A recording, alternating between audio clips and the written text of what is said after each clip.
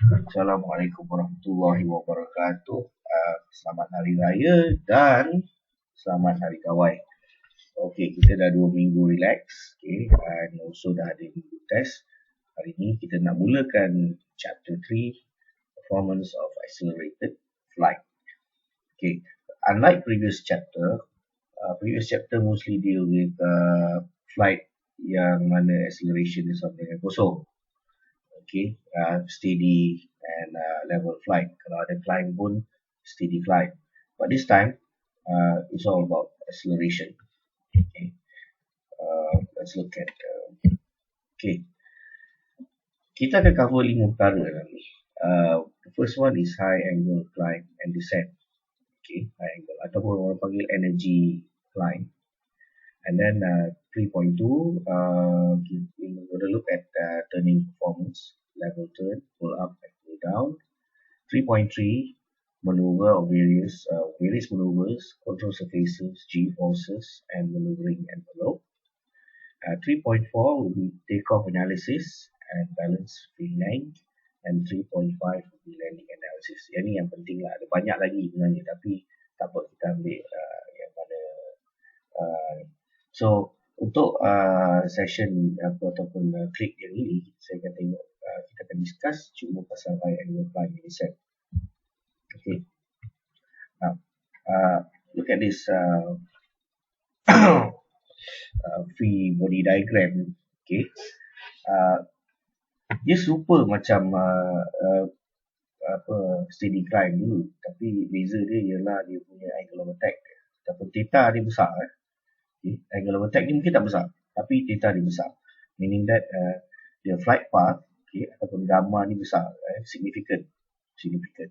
So oleh kerana lift, okay, is directed ataupun perpendicular to the flight path, okay, perpendicular to the flight path and drag parallel to the flight path, and gamma U pula significant, cukup besar. So some component of the lift akan berada pada this y-axis ni. So maknanya not 100% of lift boleh menyebabkan kapal terbang ni climb up. Okay, so some components. Okay. Dan dalam high angle climb ni, contribution of thrust ni sangat penting, sebab thrust ni yang akan push dia lebih, meaning that sekiranya the combination of thrust and lift, okay, will overcome the components of drag and weight. Okay, components of drag and weight, so that you get a total positive resultant force. Okay, hence you will have positive acceleration, upward acceleration. Okay, positive upward acceleration. Forward acceleration or whatnot, itu cerita lain. Okay, most importantly, acceleration.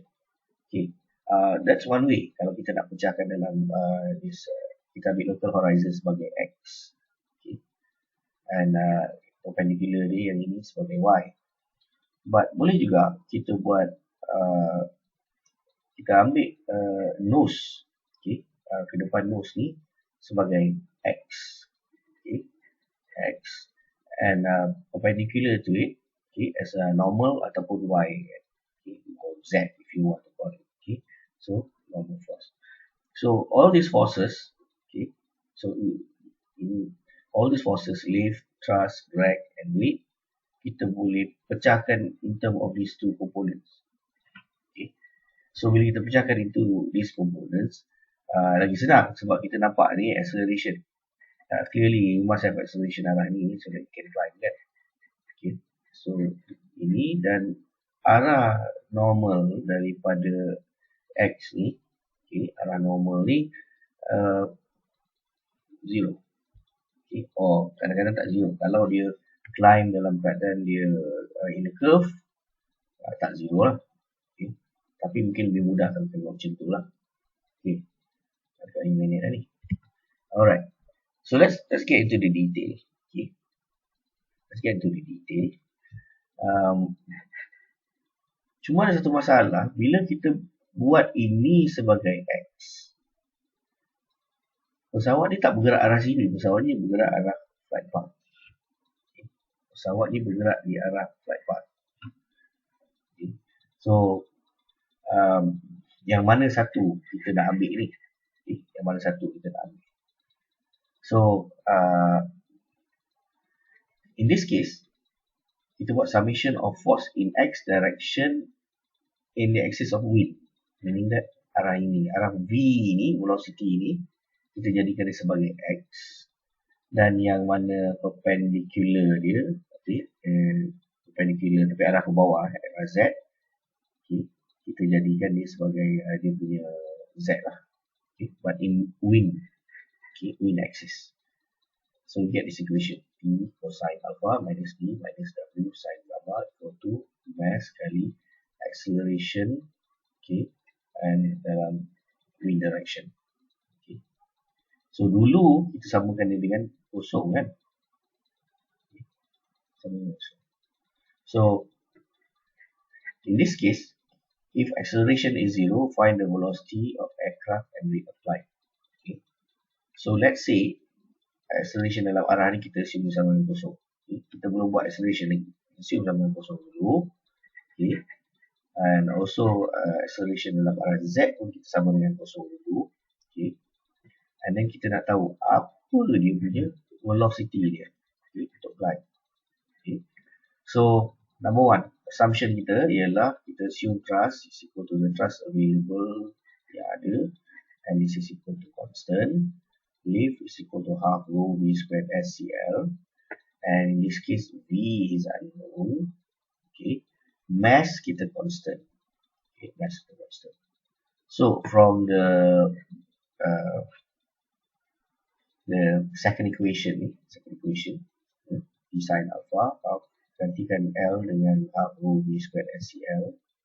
Okay, and then weight sama dengan mg cosine gamma. And kita ikutkan sama dengan 0 since this is equal to 0. Okay, no acceleration dalam arah z. Okay. So, since dia tak ada, okay, so kita susun balik untuk dapatkan nilai CL in term of velocity. But then velocity pun kita tak tahu juga. Okay, kita tak tahu. Now, what is CL? Okay. CL. Sekarang kita nak tahu CL. Okay. Alright. Now, second equation is equation of drag. You tahu that CD is equal to KCL squared plus CD naught. Okay. And this CD is part of the drag. This is coefficient. This is drag. So drag is equal to this. Okay. Nah, sekarang ni kita masukkan equation drag ni dalam equation yang pertama. Okay. Dalam sini. Kita dapat T cosine alpha minus half rho v squared SCD minus mg sin gamma. And kita assume sama dengan kosong dulu. Sama dengan kosong. So now we have two equations. Okay. Not two equations. Yeah. Kita ada dua equation sekarang ni. Okay. So T cosine alpha sekian. Now nampak dia ada CL kat sini. So ini CL ni masukkan dekat dalam ni. Okay. Masukkan dalam ni. And kita solve. Okay. Ni semua nilai dia ada. Yang kita tak ada ialah velocity. Belum ada. So masukkan nilai ni. Dapatkan velocity. Now, once we get this velocity, the rate of climb, okay, is defined as v sin gamma. It's the horizontal component of this velocity. Okay, velocity of the aircraft. Ini rate of climb. Okay, v ni ialah velocity of the plane itself lah, aircraft itself. But the rate of climb is vertical component. The horizontal component is the forward velocity. Okay. Forward velocity, but not forward velocity of the plane, but it's the velocity with respect to ground lah, ataupun kita bagi ground speed lah, ground speed. But ini vertical component ialah rate of climb. Okay. And this is the case of kalau acceleration dia kosong. Okay. Now, sekarang kita pergi kepada acceleration yang bukan kosong. Okay. So find acceleration in the flight path direction. Okay, assume acceleration perpendicular to flight path is 0. Okay. So sekarang case dia, assume acceleration perpendicular to the flight path ni sebagai kosong. But acceleration parallel to the flight path is not 0. Okay, it's not 0. So if it's not 0, the first term ni ada acceleration, but the second term kita remain sama dengan kosong. So you do the same thing. Okay, buat benda yang sama, just then TA kita constant, lift kita sekian, B, alpha, theta, and gamma, these are all known. Velocity semua kita dah tahu. Okay, let's say the velocity kita dah tahu dah dalam case ni. Okay, so you're gonna solve this equation to find the value of CL. If you know the velocity V, find the value of CL, and then you can find the CD, find the drag, and then you solve for acceleration. So once you dapat acceleration in this direction, in this direction, okay, and then lepas tu you buat kinematics, okay, kinematics. So at initial time, let's say at time equal to 0, ini the value of CL dia, and ini dia punya value of acceleration. Okay. Dah dapat acceleration ni, okay. So ini constant acceleration, assuming a constant acceleration. Okay. So at final time, which is about 10 seconds later, okay, not constant acceleration. Sorry. At final time, about 10 seconds later, CL dia ialah ini, berdasarkan VF yang final, and acceleration ni sekian. Okay. So, kalau case yang bukan constant acceleration macam ni, you kena buat numerical solution. Tapi kalau you assume 10 saat tu tak lama, you boleh assume that ini acceleration yang constant, you can find final velocity dengan tak payah cari CL kemudian lah. Okay. Tapi sebenarnya it's not that simple lah. Okay. Dalam kes sebenar, it's not going to be as simple as constant acceleration, because once you increase the airspeed or velocity, you increase the lift.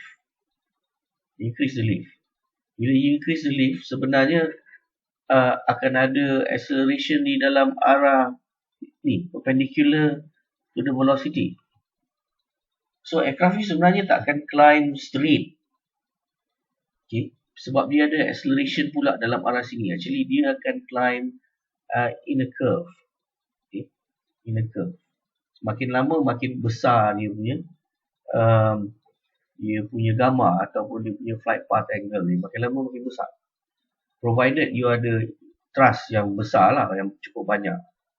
Once your thrust total force dalam arah flight path ni jadi negatif, okay, ke belakang, meaning that thrust dah kurang berbanding drag, because as you increase the airspeed, your drag pun makin besar kan. So bila dia dah makin kurang atau dia makin negatif, you akan decelerate. You still climbing, tapi you akan decelerate. Bila you decelerate, velocity akan makin kurang dan lift dia akan makin kurang. Dia akan ada deceleration juga di dalam arah perpendicular. Okay. Again, you akan still climbing, but you move in a curve yang negative curve, meaning that dia akan makin landai pula. Okay. So detail penerangan ni saya akan cerita hari Khamis. Okay. Untuk you tanya soalan, duduk fikir dulu. Okay. Fikir dulu. Okay. Saya stop dulu sekarang sebelum saya sambung sikit lagi. Thank you.